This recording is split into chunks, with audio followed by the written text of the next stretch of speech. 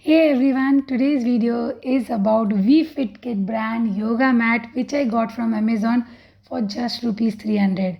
So it's a budget friendly option definitely, but is it worth for yoga?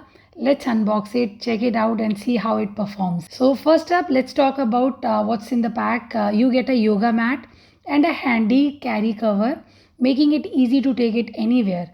This mat is 4 mm thick, measuring 61 centimeter by 180 centimeter, weighs only 499 grams, super lightweight and portable. It's made up of 100% non-toxic material, water repellent and claimed to have a non-slip base. The surface has a slight texture that offers cushioning without compressing too much, and cleaning is easy peasy. Just wipe it with a damp cloth, but don't toss it in the washing machine or dryer. Now time to test it out. The mat has a rubbery texture different from the foam, and I personally like it firm feel, not too soft, not too hard.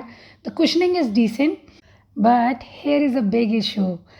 Grip. The mat claims to be non-slip, but when I tried it on the yoga mat, there is barely any grip. So if you try any yoga asana like Surya Namaskar, you will be disappointed. It's such a bummer because this mat doesn't fit for yoga.